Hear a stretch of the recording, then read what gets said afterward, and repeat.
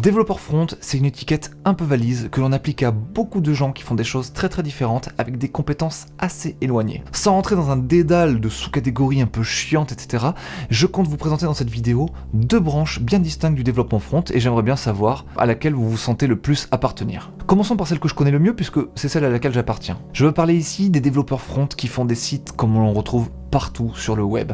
Des e-commerce, des sites vitrines, des sites institutionnels, des single page applications. En gros, 99% des sites que vous connaissez et qui font le web.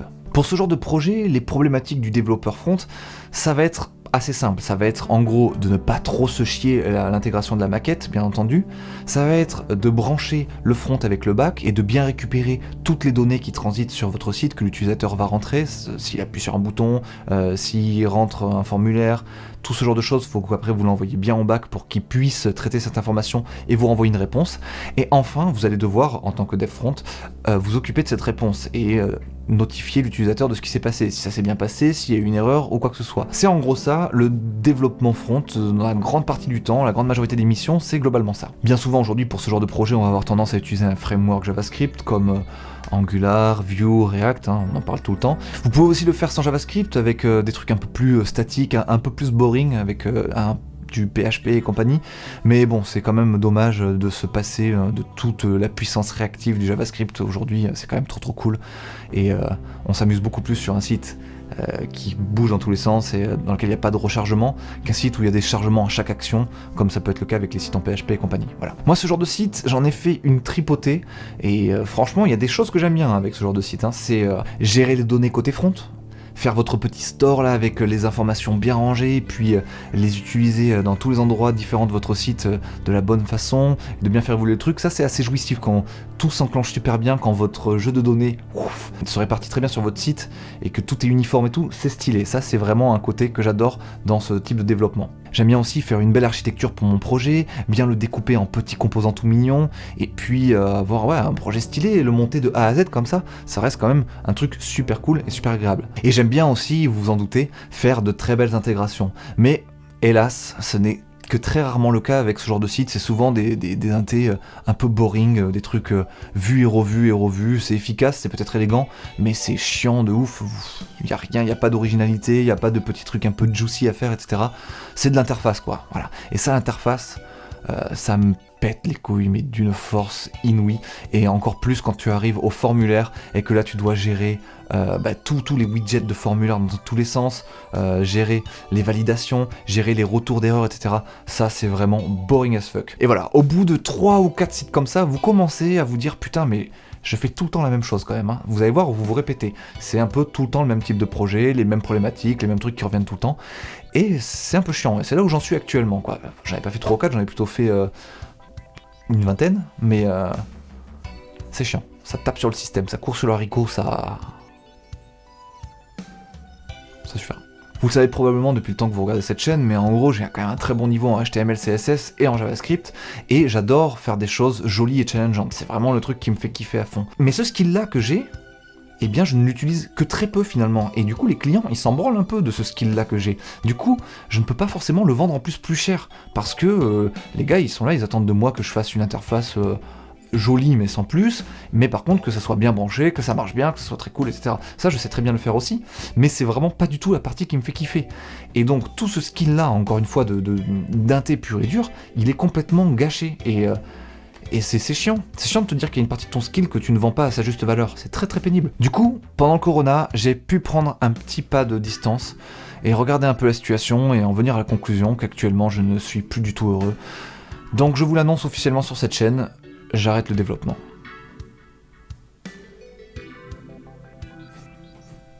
Je suis pas crédible, c'est ça? C'est vrai. J'arrête pas vraiment le développement, c'est un mensonge. Vous pouvez le dire, Benjamin Code est un menteur. En vrai, j'arrête pas le code, mais par contre, je me réoriente vers une branche de développement front, justement, qui me permettra de mettre beaucoup mieux en valeur ce skill-là que j'ai, et ce skill-là que j'aime surtout. C'est important. C'est une branche dans laquelle je vais pouvoir faire ce que j'aime. Et cette branche, c'est la branche dont je vais vous parler tout de suite, c'est celle du Creative Development.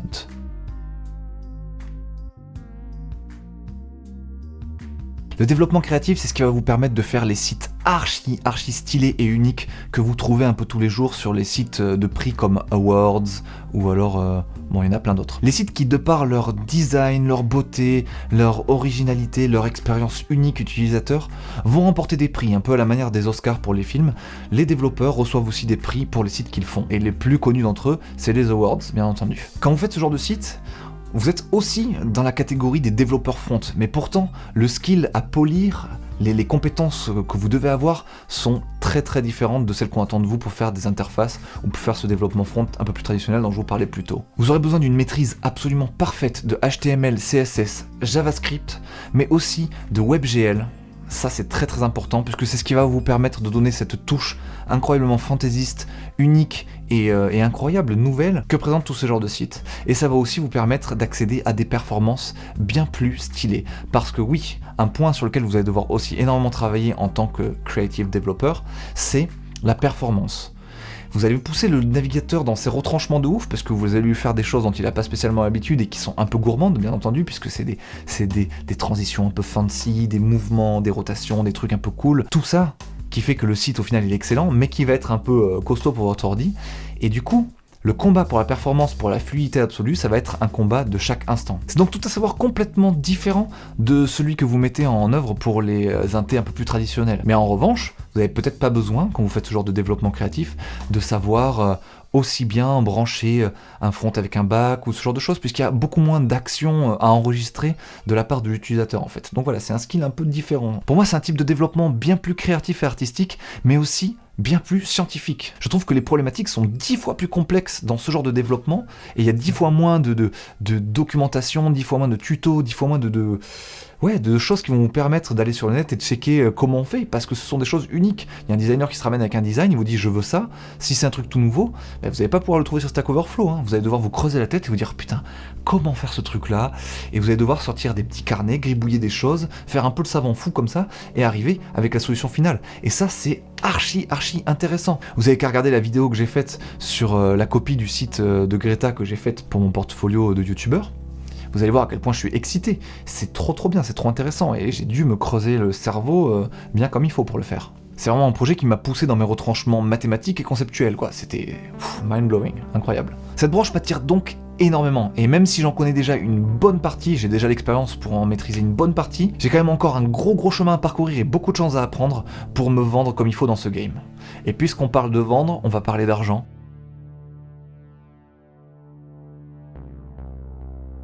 Parlons peu, parlons thunes.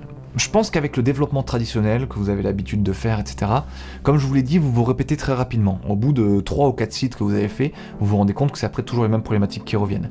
Donc au final, toute l'expérience que vous accumulez après ça, finalement, vous pouvez pas la vendre forcément beaucoup plus cher. Parce qu'il y a des développeurs un peu plus récents qui arrivent sur le truc, qui en ont fait 3 ou 4 aussi, et qui sont finalement tout aussi compétents pour faire le site que vous faites vous aujourd'hui, quoi. Bon, c'est un peu caricaturé, hein, mais tu deviens assez vite capé au niveau des thunes. Je pense qu'aujourd'hui, un développeur front traditionnel, en France en tout cas, il peut se vendre entre 550 et 650 euros maximum, quoi. Moi, 650 euros, c'est le tarif maximum auquel je me vends, et c'est chaud quand même d'y arriver, quoi. Parfois, j'essaie de gratter un peu plus, et ça passe vraiment pas, quoi. Les gens ils me disent, mais non, franchement, je peux pas te payer plus cher que ça. Franchement, là, ça devient trop cher pour du développement front. Vous voyez, dans la tête des gens, le développement front, il n'y a pas besoin de payer plus que ça, quoi.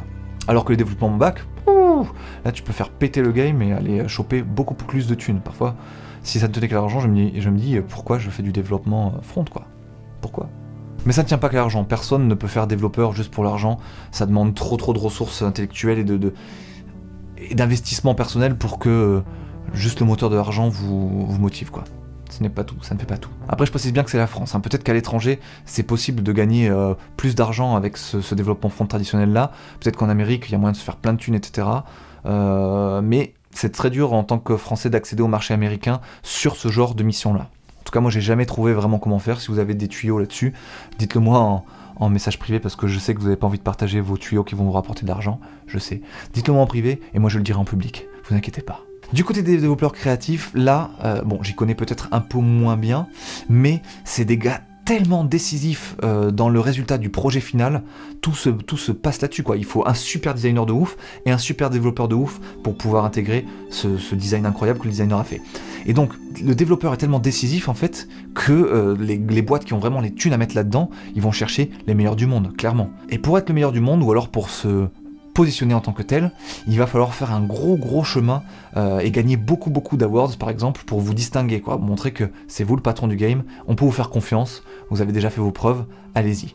Mais le temps de faire vos preuves, il va certainement falloir que vous travailliez beaucoup pour des toutes petites sommes ou même gratuitement avec des designers très cool qui ont des idées chouettes. Vous allez faire des projets à but non lucratif, hein, on va dire, vous allez bosser, mais juste pour montrer que vous êtes un king et que vous pouvez faire ce genre de bail.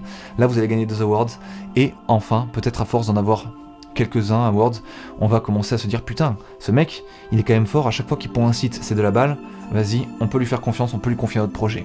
Et alors là par contre les projets à mon avis ça vient de partout dans le monde et c'est quand même relativement stylé. Et je pense qu'à partir du moment où tu arrives à ce stade-là, tu peux te vendre bien cher, tu peux pratiquer les tarifs d'assassin parce que tu fais partie d'une élite tellement folle que bah ouais, que ça se monnaie ça. Et surtout que les Américains ils ont plein de sous par rapport aux Français, quoi. Donc c'est un marché assez cool à aller titiller, quoi. Du coup, je pense que cette période où vous allez essayer de collecter les awards, etc., ça peut être super passionnant, super intéressante, mais il faut être sûr de vous, il faut être sûr de là où vous allez, parce que genre, vous risquez sinon d'investir beaucoup de temps pour rien. Et moi aujourd'hui, j'en suis là. C'est exactement la période dans laquelle je me trouve.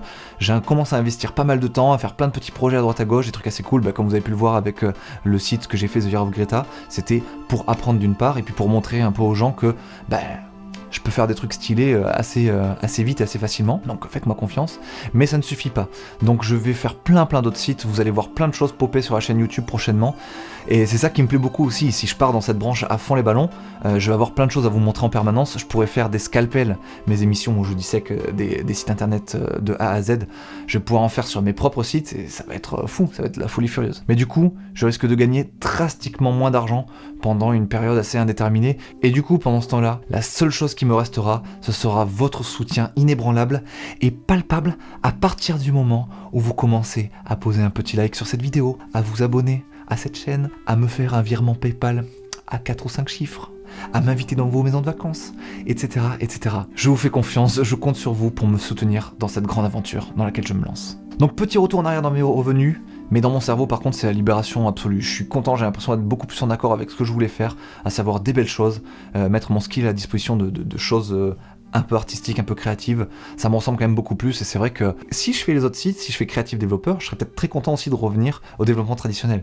En soi, ça va s'alimenter comme ça, et dans ce cas je serai le grand gagnant du game. Si j'ai ces deux compétences là, la folie. Bon allez, et maintenant quelques questions pour vous. Avant de cliquer sur cette vidéo, est-ce que vous aviez conscience de ces deux branches bien distinctes du développement front? Est-ce que ça vous parle maintenant? Est-ce que vous avez bien compris la diff? Dans laquelle vous vous situez, vous? Dans laquelle vous aimeriez aller, et est-ce que vous vous sentez capable de faire l'une plus que l'autre? Ça, c'est des choses que j'aimerais bien savoir. Aussi, si parmi vous, il y en a qui font déjà partie de la branche des développements créatifs, qui est quand même une branche sacrément stylée, si vous avez des conseils à me filer pour que je puisse me faire une petite place dans le game, je suis carrément chaud. Il y a toujours des choses à apprendre des gens qui sont déjà sur place, donc c'est... Je suis tout oui. Et enfin, s'il y a des designers ambitieux qui passent sur cette vidéo et qui ont envie de me proposer des designs assez cool que je pourrais éventuellement intégrer pour me faire la main et pour éventuellement gagner des awards, etc., n'hésitez surtout pas à me contacter par mail, sur Twitter ou là où vous voulez, il n'y a pas de problème. Ça serait vraiment intéressant de parler de tout ça avec vous. La bise à toutes et à tous et bon courage dans tout ce que vous faites.